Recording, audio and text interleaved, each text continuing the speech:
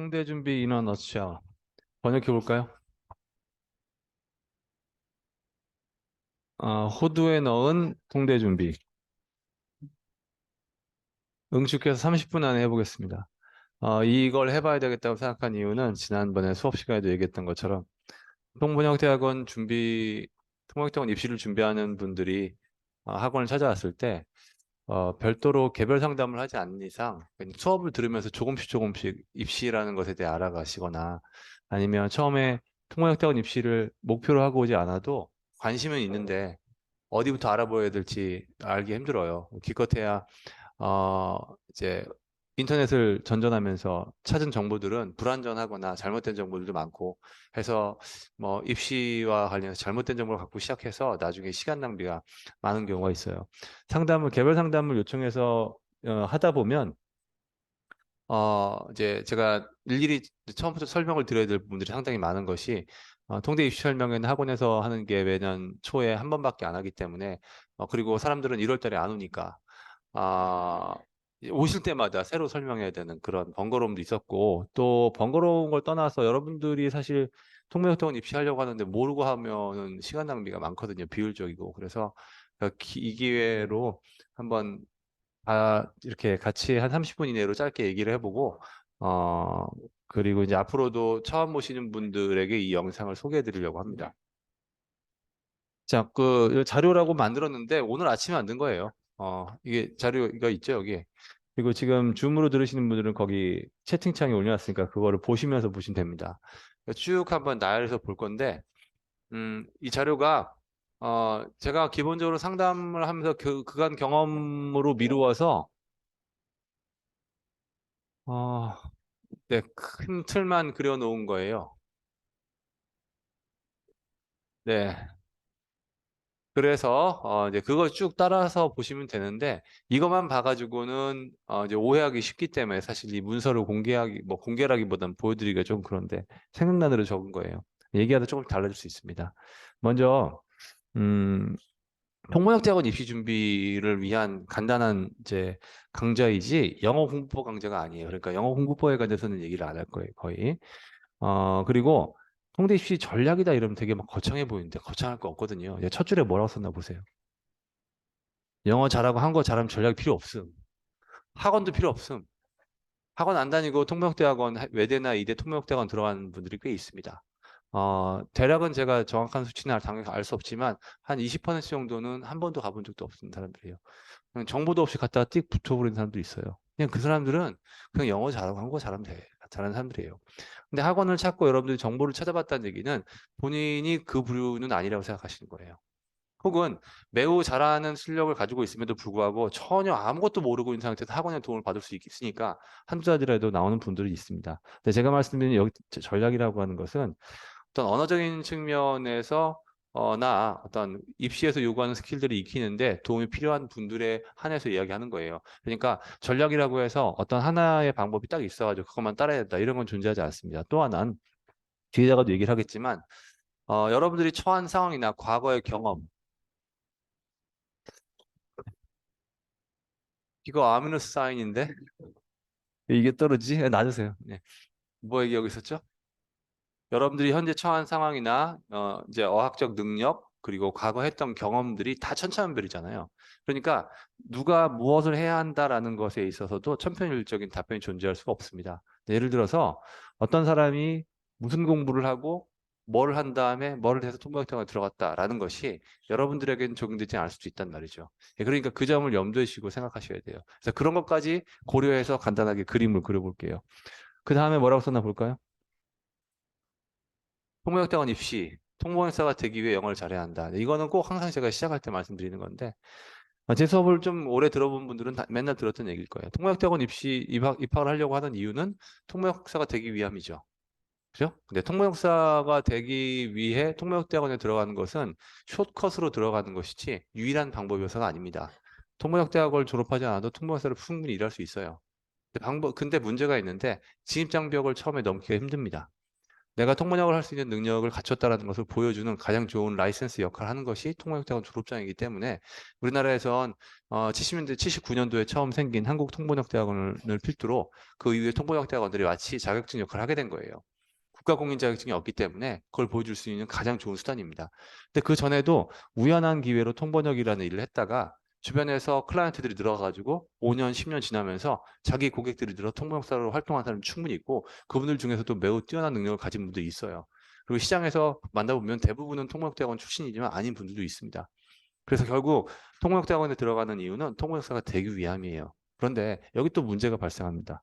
특히 요즘 들어서는 통번역대학원의 진입장벽이 낮아졌어요. 낮아졌다는 얘기는 보통 요즘 통번역대학원 입시라고 하면은 한국외대, 그리고 이대, 같은 날 시험 보고 또 서울외대, 중대. 보통 이렇게 네 개를 얘기합니다. 다른 곳들도 있어요. 뭐 고려대 맥쿼리 과정도 있고 또 한동대도 있고 제주대도 아직 있고. 네, 그런데 대부분 우리가 시험 준비한다라고 하면 그 정도 네 개를 생각하거든요. 그런데 예전에 비해서 입학생이 응시생이 워낙 많이 줄었기 때문에 장벽이 낮아져 버렸어요. 어, 한 선생은 한국 외대 통번역대학원 21기예요. 1998년에 시험 봤습니다. 그때 1,300명이 시험 봤어요. 1,300명에서 48명 뽑았습니다. 그러니까 그때는 1차에서조차 패스할 확률이 높지 않았었죠. 작년에 제가 응원한다고 한국외대 갔더니 280명 정도 되더라고요. 1차 시험에서 3대 1이에요. 2차 시험 합쳐봐 6대일밖에 안 되죠. 네, 이대는 통역과고 번역, 한국외대도 통역과 번역과 나누긴 하지만 이대 통역과의 경우도 외대하고 크게 다르지 않습니다. 경쟁률 자체가 비슷해요. 그러니까 예전보다 합격할 수 있는 확률이 훨씬 높아요. 그러니까 서울외대는 오히려 그간 입시생들이 더 늘었어요. 이 작년에 아마 서울외대 시험 본 사람들의 수가 외대하고 거의 똑같았을 거예요. 근데 거기 50명 정도 뽑습니다. 그리고 중앙대학교가 뽑는 인원이 늘어나가지고 30여 명 정도 뽑아요. 그럼 전반적으로 봤을 때 뽑는 인원이 한 해에 외대 50명, 서울외대 50명, 이대 한 30명, 중대 30명이라고 하면은 한 150명 뽑는 거예요. 근데 응시생이 전반적으로 했을 때 한 4, 500명밖에 안 돼요. 그러면은 예전보다 들어가기 훨씬 쉽다는 거죠. 그러면 좋은 소식이겠네요. 그렇지 않나요? Not necessarily. 왜냐하면 제가 아까 뭐라고 했나요? 통번역대학원 들어간 이유가 뭐라고? 통번역사가 되기 위함이라고 했죠. 근데 이게 진입장벽을 낮춰주긴 하지만 들어가서 살아남을 거라는 걸 보장시켜주진 못해요.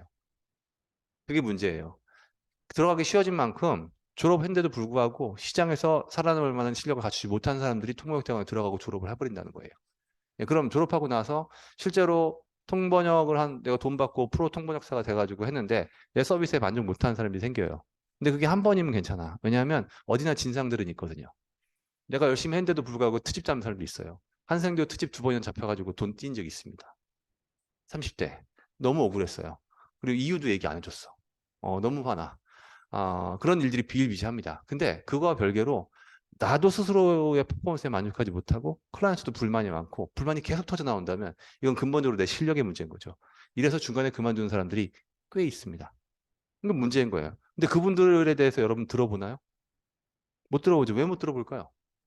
그 사람들이 자기가 그랬다는 걸 얘기하겠어요? 그죠? 그러면은 주변에 통번역사로 잘 일하고 있는 사람들은 어때요? 좀 눈에 띄죠?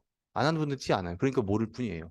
통번역 대학원에 들어가기가 쉬워지긴 했지만 통번역사 하기가 그만큼 쉬워졌다는 얘기는 절대 아니에요. 오히려 더 힘들어졌어요. 왜? 예전에 비해서 20년, 30년 전에 비해서 해외에 살다 온 사람들이 훨씬 더 많았어요. 그런 사람들이 회사 다니면서 자기도 양쪽 언어가 어느 정도 잘 되니까 통역 일을 하다 보니까 할만하네? 그러니까 통번역사를 고용할 필요가 없는 거예요. 그러니까 어떻게 생각해 보면 통번역대학원 역설적으로 통번역대학원 입시는 예전보다 좀 수월해졌을지 모르겠지만 전문 통번역사로 활동하기가 그만큼 수월해진 건 절대 아니라는 거예요. 그래서 제가 드리고 싶은 말씀은 통번역대학원 입시라는 것 자체를 목표로 하게 되면 나중에 낭패를 볼 수 있다는 거예요. 그러니까 입시 준비를 하는 게 아니라 통번역사가 되기 위한 실력을 갖춘 준비를 해야 됩니다. 그러면 붙는 건 어렵지 않아요. 통번역사 되는 것이 통번역대학원 입학보다 더 힘들단 말이에요. 그러니까 여러분들은 눈앞에 닥친 입시를 준비할 게 아니라 통번역사가 되는 걸 준비해야 된다는 거예요.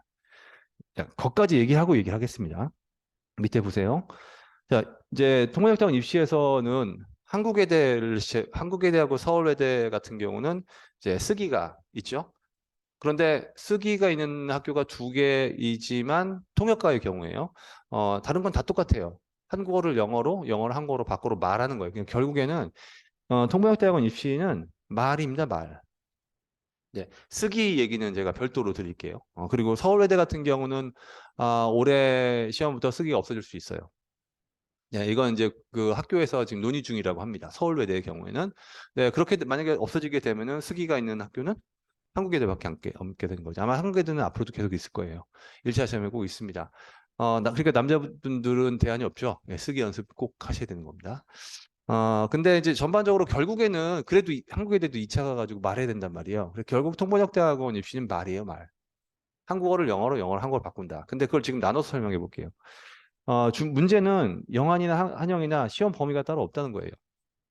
그죠? 뭐가 나올지 몰라요. 법률 문제가 나올 수도 있고, 안보, 경제, 건강, 이런 거 나올 수도 있어요. 예전에 대륙간 탄도미사일 제조법도 나온 적 있어요. 물론 이제 막 전문 용어가 막 나온 건 아니었지만, 대륙간 탄도미사일이 뭐고, 북한이 개발하고 있는 게 뭐고, 핵 개발이 어떤 수로 이루어지고, 이런 거에 대략적인 상식이 없으면요. 영어만 듣고 이거 설명한다는 게 상당히 거의 불가능에 가까워요. 엄청 힘들었던 적이 있었어요.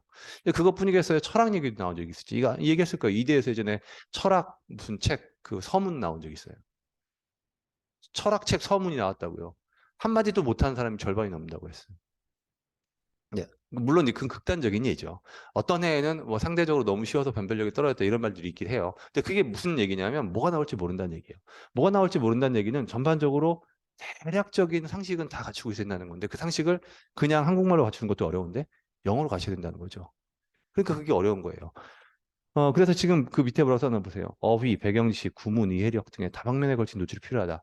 한 문장, 두 문장 듣고 해석하는 것도 아니고, 무슨 뭐 읽고 뭐 번역을 하는 것도 아니고, 이걸 갖다가 2분 정도 되는 분량을 들어야 되는데, 예를 들어서 뭐 국가안보에 관한 얘기가 2분이 나왔다. 그럼 이거는 총체적인 능력을 다 요구하는 거예요.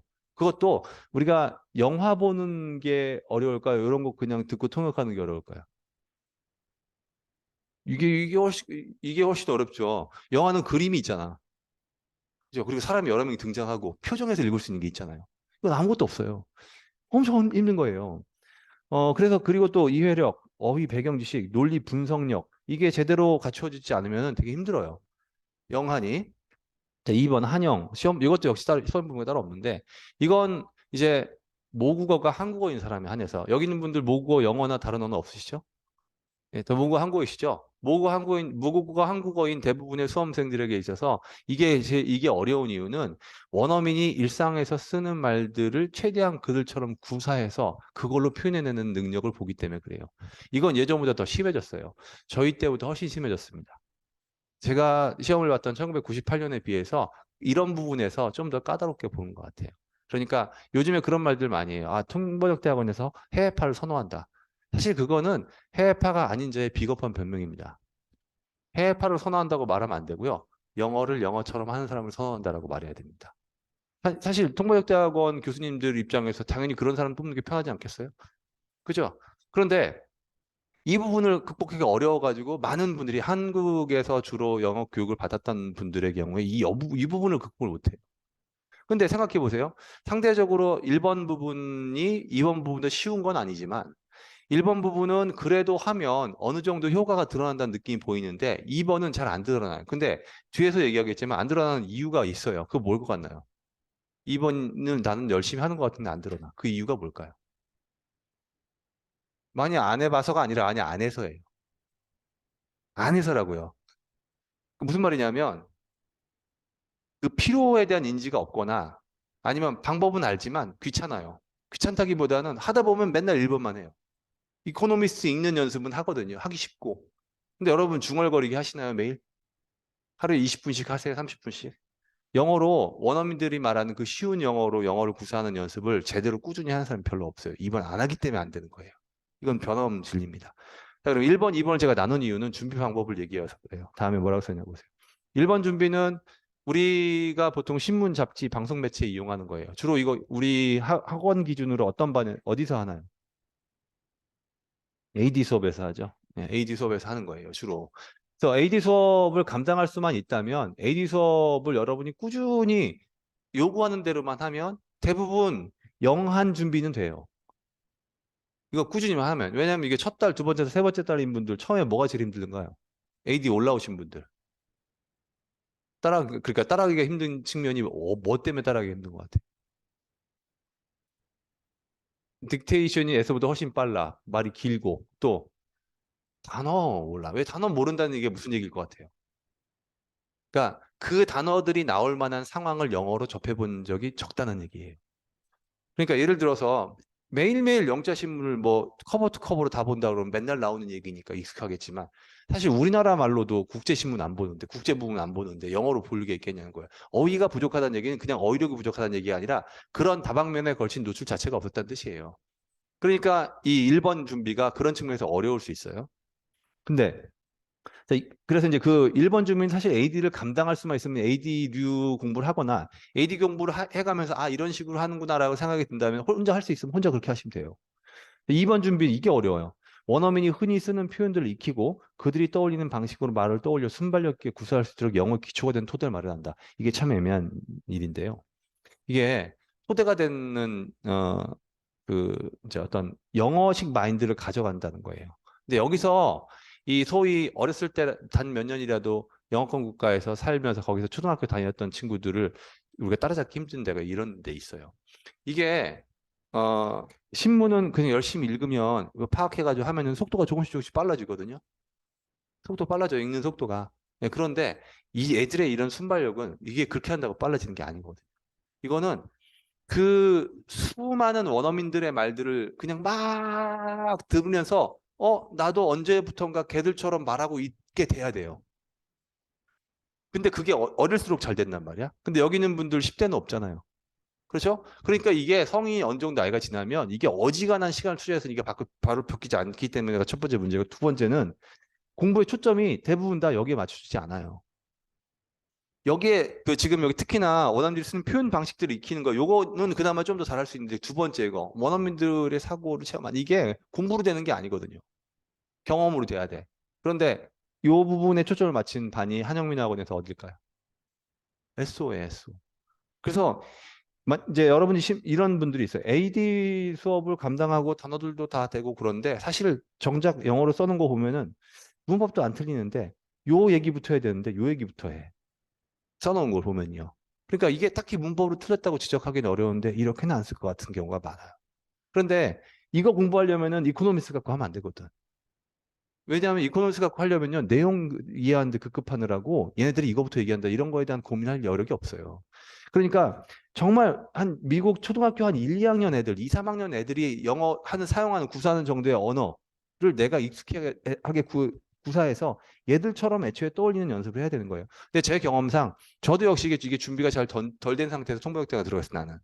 아까도 얘기했다시피 요즘에 정말 자연스러운 원어민 같은 그런 말, 영어에 대한 그 어떤 그 이 뭐냐 까다롭게 보지 않았다고 했죠 예전에는. 그러다 보니까 내가 그래서 그랬는지 그리고 나는 해외에 한 번도 나가본 적이 없으니까. 그리고 주로 나는 영어 공부를 뭐라 하냐면 신문 기사를 했어요. 그 방송을 했단 말이에요. 그러니까 어린애들이 영어 미국에서 태어난 애들이 말하는 것만큼도 내가 못하더라고. 그래서 난 통번역대학원에 가서 엄청 고생했던 기억이 나는 그런 측면에서. 근데 물론 나만 그러지는 않겠죠. 다른 사람도 그랬겠지만. 그래서 정말 그때부터 쉬운 영어 배우려고 너무 되게 힘들었던 기억이 있어요. 이제 그 2년 내내 힘들었어요. 그것 때문에. 어느 정도 극복이 됐지만, 어, 통번역대학원 입시생들을 대상으로 가르치게 되다 보니까, 아, 이게 정말 중요하구나라는 생각이 드는 거예요. 나랑 1년, 2년을 공부했는데도 보면, 입시반 수업을 2년이나 들었는데도 한국어를 읽어주고 영어를 바꾸라 하면 계속 버벅거려. 그리고 수일치도 틀려. 속도도 느려. 요거부터 얘기해야 되는데 요거부터 얘기해. 기억도 못해. 총체적인 난국이에요. 왜 그런 거 봤더니 이 바닥이 없는 거예요. 밑에 반석이 없는 거야. 아니 이렇게 어휘력도 뛰어나고 써놓고 AD에서 요약하라고 하면 요약도 잘하는데 한영어는 안 되는 거야. 그런 사람들 수도 없이 봤어요. 그래서 제가 어 AD 수업 지금 한영민 학원 그 커리큘럼상 지금 어떻게 있어요? SF, SO, AD, IM 빠졌네. 내가 안 한다고 자꾸 빼네. 통대 기초, 통대 입시. 이렇게 있잖아요. 원래 저는 통번역대학원 입시 강사였으니까 아예 요건 없었어요. 근데 하다 보니까 이거 안 되겠다 싶은 거야.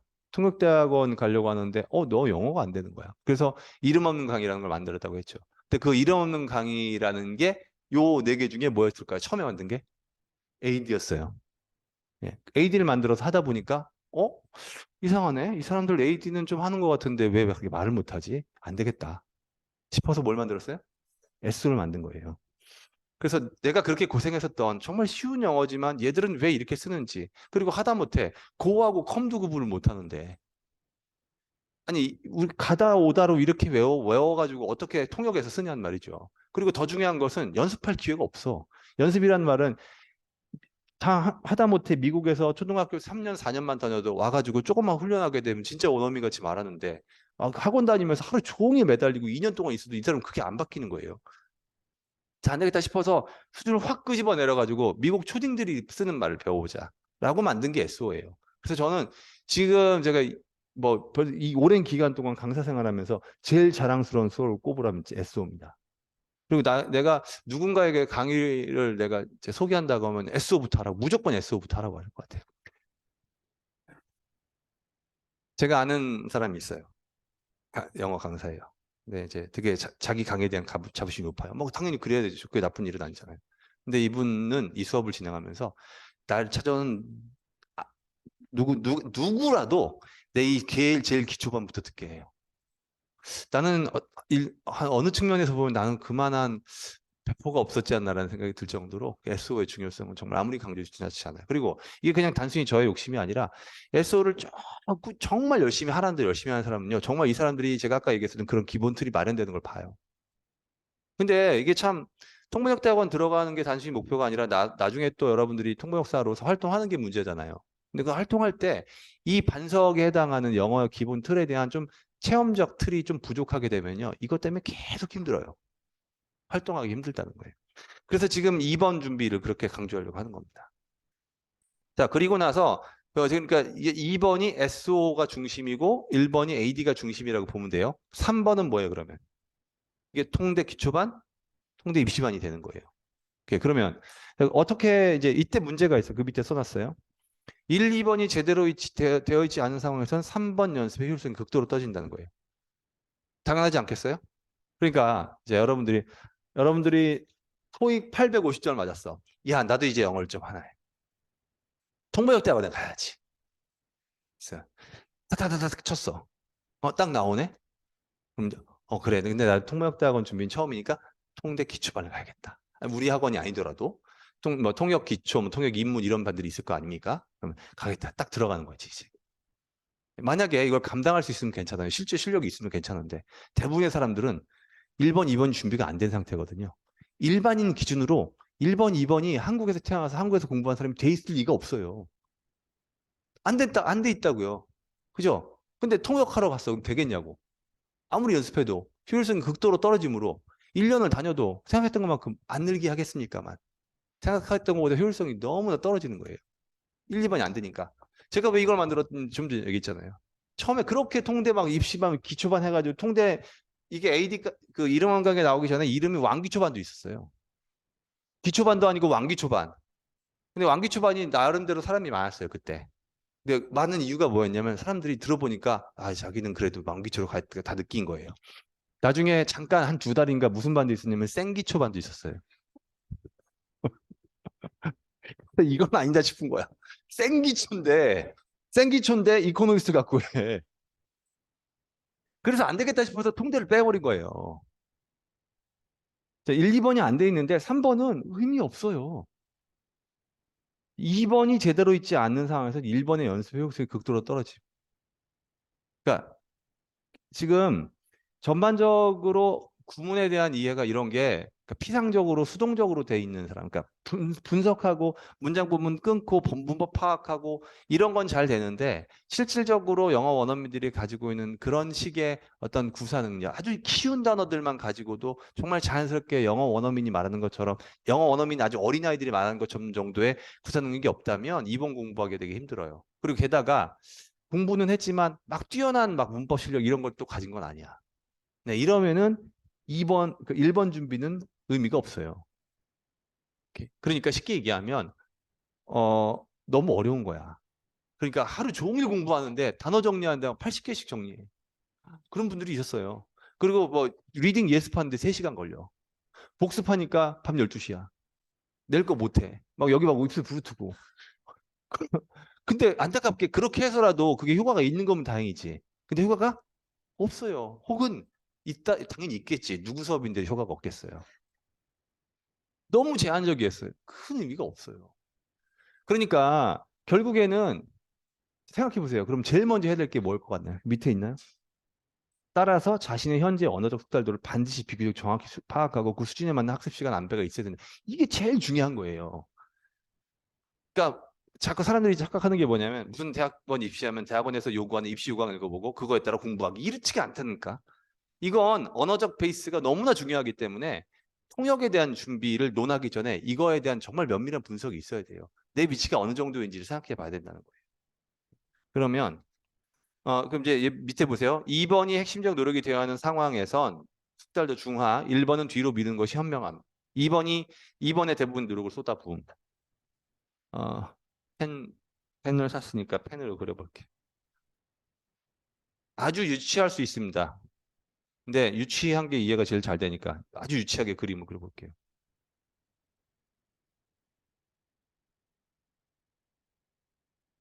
이게 뭘까요? 맞아요. 야, 이걸 보고 언어적 숙달도라고 읽을 정도면 해나이치 된 거예요. 야, 이걸 보고 어떻게 언어적 숙달도라고 하냐. 야, 이거 칭찬해줘야 된다, 진짜. 이 케미가 맞는 거예요, 이 정도 되면. 출발 좋아요. 어? 출발.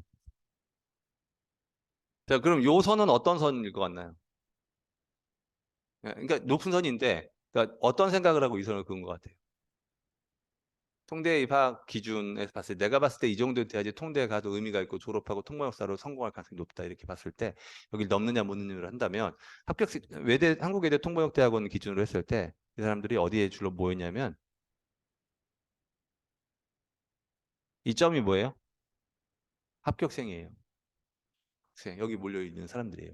근데 입시생들은 이제 어디 있을까요? 입시생들은 they're all over the place. 근데 이 사람이 여기 있었어. 근데 열심히 통역 수업을 들었어. 의미 없죠. 근데 여러분이 만약에 여기 이쯤 있다. 그러면은 여기는 아직 넘보면 안 된다고. 넘본다는 말이 죄송합니다만, 그러니까 욕심을 내도 본인에게 실질적인 도움을 덜 줄 수밖에 없어요. 그러니까 본인의 위치를 상대적으로 봐야 돼요. 왜냐하면 상대적으로 보라는 말은 여러분들이 그냥 일반인들 사이에서 잘하는 사람이 통번역대학원 입시 오면 여기까지 그어버리는데, 근데 우리 저기 밖에 살다 보면요, 그냥 일반적으로 회사 살다 보면 여기까지밖에 없어요. 그러니까 난 잘한단 말이야. 근데 통번역대원 입시에서 요구하는 수준이 어느 정도인 수준에 대한 인지가 없는 상태에서는 내가 여기서 어디인지를 모르면 반선택을 잘못하거나 공부에 초점을 잘못 맞춰가지고 투자하는 시간 대비 효율성이 극도로 떨어지는 거예요. 나중에 상담을 나랑 이제 나 얼굴은 자주 봤는데 상담을 처음 요청했어 나한테. 나랑 8개월 만에 상담을 한 거야. 봤더니 8개월 동안 여기 있는 사람인데 이걸 한 거예요. 너무 안타깝지. 그렇잖아요. 근데 그러면은 그 8개월 동안 한 게 8개월 동안 한 게 효과를 봤어야 되는 건데 효과가 없긴 했겠습니까마는 너무 별로 안 는 거야. 그러니까 여러분들이 이 정도 있다면 정말 여기부터 해야 되는 거예요. 저는 이런 얘기를 합니다. 잔인하다고 생각하지 마세요. 안 되면 포기하라. 아니, 그건 아니고 안 되는 건 안 되는 거다 이 얘기랑. 안 되는 이게 잔인한 얘기가 아니라 난 이게 현실적인 얘기를 생각하고요. 저는 잔인할 만큼 현실적인 조언을 하는 사람으로 유명합니다. 그러니까 저를 사람들이 점점 싫어하나 봐요. 너무 잔인할 만큼 현실적이니까. 미안하지만 넌 여기야 이거 하면 안 돼. 이렇게까지는 얘기 안 하죠. 근데 뭐라고 얘기해? 그것도 좋은 생각인데요. 좀 더 현실적일 필요가 있을 것 같습니다. 그게 뭐예요? 그냥 여기서 애써 있어 이런 말이에요. 만약에 여러분이 이 정도, 근데 뭐 이런 건 있어요. 그러면은 언제까지 SO만 있어요? 그런 건 아니죠. 당연히 늘어갈 테니까. 그런데 분명한 것은 본인이 어디 있고 어느 정도의 수준까지 내가 지금 오르고 있는지에 대한 고민은 계속 있어야 된다는 거예요. 근데 예를 들어서 여러분 해가지고 열심히 해서 한 요 정도까지 올라왔네? 여기까지 올라왔어요. 근데 시험이 3개월 뒤야. 그럼 어떨 것 같나요? 그러면 조금 무리해서 여기 하는 거 난 찬성이에요. 여러분들이 여기 정도까지 있는데 그래도 요 정도 수업을 한번 도전해 보는 거 이거는 충분히 한 번씩 해봐야 됩니다. 왜냐하면 여러분 실력이라고 하는 게 내가 이렇게 유치하게 그렸지만 나는 여기 너는 여기 이게 정해진다는 게 말이 안 되거든요. 그리고 사람들마다 언어라고 하는 것이 그냥 천편일조로 점수를 매길 수 있는 것이 아니라 이 사람은 좀 분석력은 뛰어난데 기본 단어에 대한 구문이 좀 덜 됐다든지 아니면은 이해도에 비해서 사용 능력 혹은 사용 능력은 좀 되는데 이해도가 떨어지거나 조금씩 다 달라요. 그러니까 이렇게 보기 좋게 구분한 것이지 내가 한 이 정도 있다고 해서 이게 절대로 변하지 않는 선 이런 건 아니기 때문에 여러분들이 어느 정도 숙달도가 느껴졌다고 하면은 조금 더 무리해서 한 단계 높여보는 것 정도는 충분히 해볼 법하다는 느낌이에요. 자, 이게 전반적인 그림이고 그 밑에 이제 뭐라고 썼나 보세요. 다음 페이지. 2번이 어느 정도 마련된 상황에선 1번이 주가 되고 2번이 부가 된다. 2번이 아까 그 SO류예요. 이게 어느 정도 상황이 되면은 1번이 주가 되고 2번이 부가 되는 거. 그러니까 그 AD류에 1번으로 넘어간다 하더라도 2번 노력을 게을리 하라는 얘기가 아닌 거예요. 말하고 쉬운 영어를 익히는 연습은 부가적으로 계속 이루어져야 되는 거예요. 근데 아직 AD 즉 1번이 덜 된 상황이고 아직 1번을 내가 감당할 만한 수준이 안 되면 어때요? 1번에 해당하는 걸 내다가 내 모든 시간을 할애하셔야 돼요. 투자할 수 있는 모든 시간을. 그래야지 어때요? 1번으로 올라갈 수 있는 시간을 더 앞당길 수 있겠죠.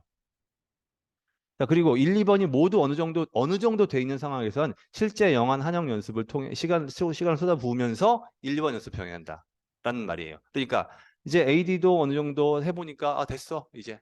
그리고 이제 내가 말하는 능력도 좀 좋아지고 영어식 사고도 어느 정도 자리 잡은 것 같아요. 그러면 조금 무리되는 선에서 통대 기초반을 들어가는 거야. 그리고 통대 기초반을 들어가게 되면은 사실 통대 기초반은 한 달에 8번이니까 상대적으로 여유가 있으니까 그거하고 병행할 만한 걸 찾는 거예요. 나는 상대적으로 아직 영어식 사고가 부족하니까 그래 윈피키드 같은 걸 해야겠다. 3.0 해야겠다. 이렇게 병행하는 거예요. 근데 그러다가 여러분들이 입시반 올라갔어. 입시반 올라가면 사실상 다른 건 못 합니다. 왜냐하면 한생이 너무 스트레스를 주기 때문에 다른 걸 못 해요. 이게 진짜인 줄 안다. 이렇게 얘기하면. 근데 이제 통대 입시반의 특징 중에 하나 뭐냐면 이게 발표 수업이기 때문에 수업 끝나고 나면 할 게 많아요. 제대로 하려면은 수업 내용을 다 소화하는데도 하루 종일 투자해야 돼. 그러니까 입시반으로 넘어가면 그거 하나에만 하시되 집중하시되 거기서부터 이제 우리가 좀 더 빨리 말할 수 있는 능력을 키운다든지 표현을 고민한다든지 그거는 통대반에서 다 마무리될 수가 있어요. 통대 입시반에서 될 수가 있어요. 그러니까 여러분들은 어떻게든 내 위치가 어디건 간에 거기까지 가는 길을 빨리 당길 수 있도록 하기 위해서 초점을 맞춘 효율성이 떨어지지 않은 방법으로 적절한 반에서 공부를 하는 시간을 최대한 늘리는 거예요. 그게 여러분들 통대 입시 전략이에요. 딴 거 없어요. 밑에 보세요. 예를 들은 거예요. 한영민학원 커리큘럼을 기준으로 예를 들은 겁니다. 2번이 SF, SO, S2.0, S3.0, S4.0이에요. 2번이 뭐였죠? 앞에 있죠? 원어민이 쓰는 영어 표현을 익히고 써도 어울리는 방식으로 하는 거. 그리고 1번이 AD 시사용 단어 VO라이트. 그리고 1번과 2번 사이가 IM. IM의 성격은 다 아실 거예요. S하고 AD하고 격차가 너무 크기 때문에 그 중간다리 역할을 하는 게 IM이라고요. 그리고 실제 요약 연습이 통대 기초 통대 입시반이 된 겁니다. 그 밑에 보세요. 실제 예시를 한번 들어볼게요. 초중고 대학 한국에서 나옴. 영어는 그냥 좋아하는 과목 정도. 의외로 이런 분들 많습니다. 읽기는 시간만 주면 대략 의미는 파악. 그럼 의미 파악 못한다는 뜻이에요. 영어 뉴스는 좀 어려움. 그럼 못 알아듣는다는 뜻입니다. 토익은 950점. 그럼 토익 학원 3달 다녔다는 뜻이에요. 어휘는 부족하다 생각하면 이건 어휘가 없는 거예요. 말은 잘 안 되면 영어 못한다는 뜻이죠. 버벅거리고 쓰는 말 같습니다. 그냥 영어를 못하는 거예요. 그럼 어떻게 하셔야 되는 거예요? 여러분들이 하루 종일 영어에 투자할 수 있다면 SO 윈피키드, SO 세원단 이렇게 하시면 돼요. 그런데 가진 시간을 얘기했잖아요. 어떤 사람은 지금 아직 뭐 대학 졸업하고 시간이 아직 있어가지고 여건이 되니까 아침부터 밤늦게 가자 한다. 그럼 자신의 어떤 체력과 정신력이 되는 한까지 새벽부터 밤늦게까지 다 쏟아부으시면 돼요. 저는 항상 기준이 몇 시간일까요? 저는 다 쏟아부은다고 할 때 기준이 항상 18시간이에요. 왜? 내가 그렇게 했으니까. 물론 이렇게 얘기하면 웃기지 마 이럴 수도 있어요. 근데 내가 아직 군인 정신이 남아있을 때 시작했으니까. 예. 그때 몇 살이에요? 23살. 내가 이렇게 얘기하면 이런 표정도 있어요. 아니 저 사람이 23살인 때가 있었어라고 생각할 수 나도 그런 때가 있었어요. 엊그제 같아요. 여러분 똑같이 그렇게 느낄 거예요. 23살이면 철근도 씹어먹는 나이잖아요. 그렇죠? 지금 생각해보니까 우리 아들이 23살인데 이 땅이네. 나는 공부를 했는데 이제 경지야 미안하다. 본인의 체력과 정신력이 버티는 만큼 이 안에 다 넣는 거예요. 근데 여건이 이렇게 마련되지 않은 사람들은 알바해야 돼. 월수금 알바 나가. 그러면은 그 시간을 주소면밀하게 짜가지고 내가 소화할 수 있는 부분을 정하는 거예요. 그럼 SO 하나라도 다 하든지 SO 2.0을 따라하되 2.0은 주말로 미루든지 이런 식으로 해서 가진 걸 최대한 쏟아부어서 빨리 그 다음 단계 1번 단계로 넘어갈 준비를 하시란 말이에요. 근데 사람들은 그러니까 본인이 그렇게 게으르다는 얘기는 아니지만 하다 보면 그냥 그래 어떤 수업 듣고 있으면 그래 아침에 학원 가야지 수업 듣고 공부해야지 점심 먹어야지 커피 마셔야지 그러니까 긴박하게 스케줄들을 짜가지고 착착착착 이렇게 하는 걸 잘 못하는 것 같아요. 이게 사람의 성격이기도 하고 전 ENTJ에게 어울리는 성격이 이게 맞아요. 근데 어느 정도는 이걸 여러분이 좀 해주셔야 돼요. 안 그러면 이게 마냥 할 수는 없잖아요. 왜냐면 2년 하는 것보다 1년 하고 들어가는 게 낫잖아요. 그리고 여러분들이 어떻게 하느냐에 따라서 2년 결기 1년 걸 수가 있거든요. 그러면 큰 거잖아요. 다음 거 보세요. 다음 보세요.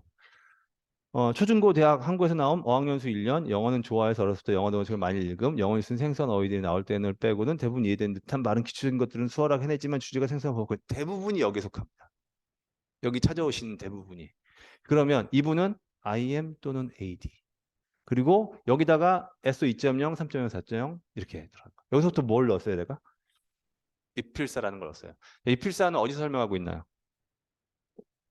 무료 특강에 들어있는 필사의 기술에서 하고 있습니다. 네, 여기서 이 필사라는 건 내가 한영 선생님이 만든 말이니까 찾아보려고 하지 마세요. 거기에 필사의 기술에서 이 필사의 방법이 나오는데 그냥 쉽게 얘기하면 이 필사가 뭐냐면 한 문장 혹은 두 문장 듣고 그거를 똑같이 기억하려고 하지 말고 내용을 기억해서 내 영어로 말해보는 거예요. 그리고 내가 뱉어낸 영어가 최대한 원래 원어민의 영어의 큰 틀과 비슷하게 만들어내도록 연습하는 거예요. 그러니까 필사를 손으로 안 하고 입으로 하는 거예요. 이건 SO 단계에선 별로 제가 추천하지 않는 이유가 SO는 통함기를 하잖아요. 중얼거리게 하죠. 통함기 단계를 벗어나고 어느 정도 이제 익숙달되기 시작하면 이때부터 이 필사를 제가 추천을 합니다. SO 2.0 윈피키드 있죠. 윈피키드 통함기 하는 거 무조건 하시는 걸 추천해요. 통함기는 무조건 도움이 됩니다. 그런데 한 권 외웠어. 두 권 외웠는데 그 다음부터는 이제 보통 SO 2.0 같은 경우는 지금 1, 2, 3, 5권이 들어가 있어요. 지금 생각 중이에요. 지금 16권인가까지 나왔을걸요? 예, 최신권을 한번 강의로 다시 한번 해볼까 생각 중이에요. 최신권. 그러면 이제 얘는 그럼 이제 성인 됐나? 어, 그러니까 어느 정도 외우는 게 지나면 한 책 두 권 정도 외우면 그 다음부터는 외우는 게 매너리즘에 빠져요. 외우는 게 너무 잘 외워져. 근데 그 이상의 처음에 느꼈던 그런 효과가 떨어져요. 그런 경우에는 그냥 통함기 하는 것보다는 이필사의 방법을 쓰면 내가 얘네들 사고를 따라가는 연습도 되고 거기서 나와 있던 이디엄이나 표현법들이 입에 많이 있는 게 느껴져요. 무작정 외우는 데서 어느 정도 시간이 지나게 되면 내가 이제 너무 외우는 것 자체가 너무 인이 박혔다 싶으면 그때부터 이제 이필사 같은 거 하시면 돼요. 통대 입시반에서도 저는 이필사 강조해요. 통대 입시반에서도 영한 자료 중에 너무 어렵지 않은 자료들을 뽑아다가 문장 한 문장이나 두 문장 들어보고 내가 내 입으로 다시 말해보는 거예요. 다시 안 보고. 네, 이런 연습은 누구에게나 도움이 됩니다. 특히나 이거는 한 영에 너무너무 도움이 되는 방법이에요. 그리고 제 세 번째, 초등학교 4학년, 4년 영어권에서 아님. 좀 여기서 짜증나죠, 좀 여기서.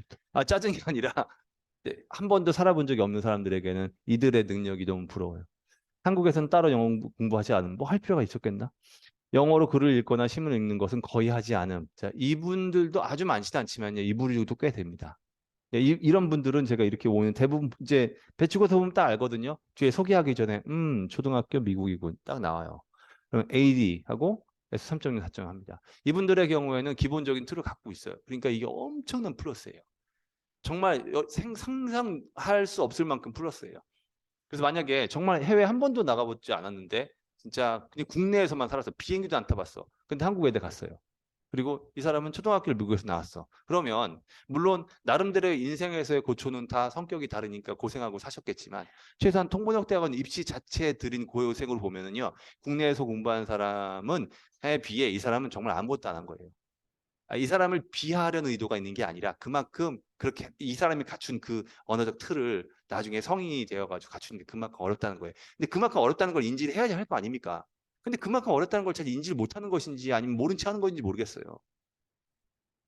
정말 이거 쉽게 안 돼요.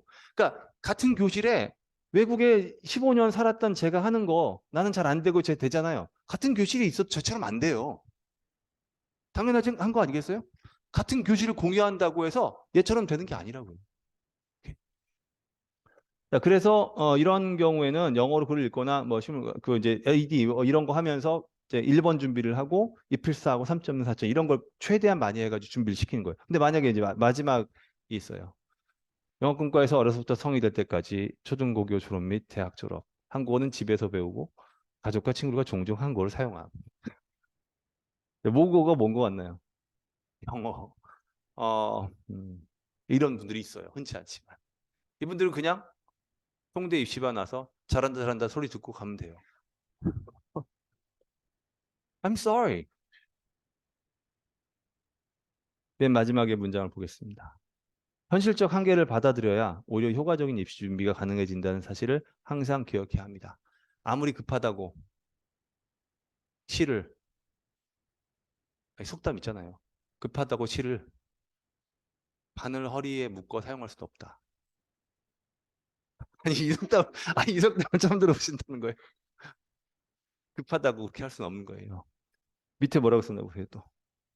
Haste makes waste. 이게 무슨 뜻인가요? 서두르면 낭비된다는 거예요. 그래, 나는 오래 가야 돼. 라고 생각하니까 나에게 맞지 않은 공부를 한다든지 너무 허황된 꿈만 꾸고 있으면 그 내가 나름대로 한다고 생각했던 걸 다 낭비가 돼버린다는 거예요. 그러니까 처절한 현실에 대한 인식과 시간에 대한 정말 아주 집요한 어떤 집착, 그리고 정말 절대 포기 않는 끈기. 이게 합쳐져야지 여러분들이 통번역대학을 그냥 들어가는 것뿐만이 아니라 졸업하고 나서도 아니 앞으로 몇십 년 통번역사를 일할 건데 그렇잖아요. 지금 어, 뭐 오래 해라라는 얘기가 아니라 오히려 덜 하려면은 제대로 하셔라 이런.